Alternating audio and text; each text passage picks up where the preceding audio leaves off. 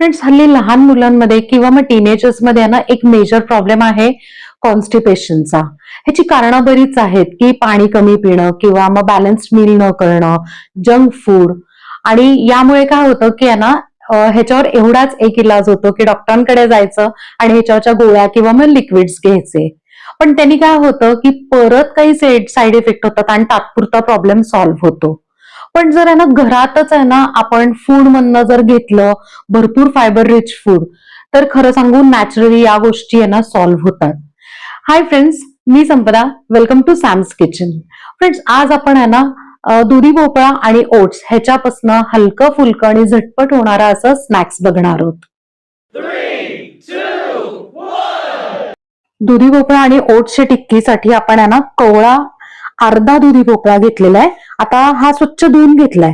आपण याची सालं काढूया. दुधी भोपळा आपण सोलून घेतला. आता आपण बारीक किसून घेऊया.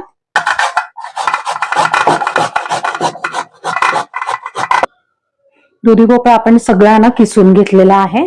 आता यात आपण हे जे हिरवी मिरची, आलं आणि लसूण ह्याची पेस्ट करून घेतली ती घालून घेऊया. 2 चमचे बेसन, अर्धी वाटी आपण इथे ओट्सची पावडर घेतलेली आहे. ओट्सची पावडर म्हणजे काय, तर ओट्स न भाजताच आपण ही पावडर केलेली आहे, ती अर्धी वाटी घेतलीये. बारीक चिरलेल्या पुदिन्याची पानं, बारीक चिरलेली कोथिंबीर, चवीप्रमाणे मीठ, थोडेसे जिरेपूड म्हणजे 1 सपाट चमचा.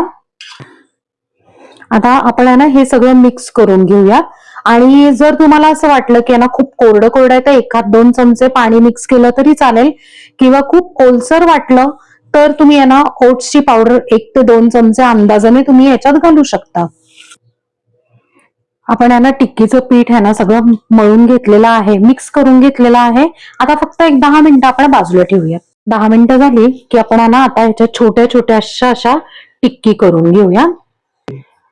हे अशा पद्धतीने सगळ्या टिक्की आपण करून घेऊया. टिक्की झाली की ह्याला आपण पांढरे जे तीळ असतात तर त्यांनी आपण असं कोट करणार आहोत. इथे आपल्या सगळ्या टिक्की तयार आहेत. या प्रमाणात 6 मीडियम साईजच्या टिक्की तयार होतात. आता आपण त्या भाजायला घेऊया. कटलेट रोस्ट करण्यासाठी आपण इथे तवा ठेवलेला आहे, त्याच्यावर थोडंसं तेल घालून घेऊ. मुलांना द्यायचं असेल तर तुम्ही तूप घालून दिलं तरी चालेल.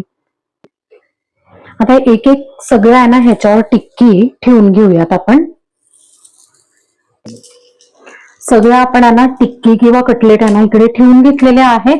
आता 1 ते 2 मिनिटं लो फ्लेमवर छानपैकी त्याला खालून क्रिस्पी करून घेऊया. 1.5-2 मिनिटं झाले की आपण जस्ट टर्न करून चेक करूया. तर अशा पद्धतीने बाकीच्या सगळ्या टिक्की ज्या आहेत त्या परत अशा टर्न करून दुसऱ्या साईडने क्रिस्पी करून घेऊयात. 2 मिनिटं झालेली आहेत आणि लो फ्लेमवर आपण छान कुरकुरीत केलेत. हे बघा, टर्न करून दाखवते तुम्हाला. मस्त असे हलके गुलाबी झालेत. फारही जास्त भाजायचे नाहीत. काय होतं माहिती का, तीळ आहेत ते असे जळतात, करपतात आणि मग त्याचा असा जे चव असते तर ती अजिबात नीट लागत नाही. तर टिक्की आपले तयार आहेत. आपण गॅस बंद करून ते गरमागरम सर्व करू. टिफिन मध्ये देणार असेल तर गार करून घेऊयात. फ्रेंड्स, इथे आपल्या दुधी भोपळा आणि ओट्सच्या कुरकुरीत अशा टिक्की सगळ्या तयार आहेत आणि त्या आपण इथे नारळाच्या चटणी बरोबर सर्व केल्या.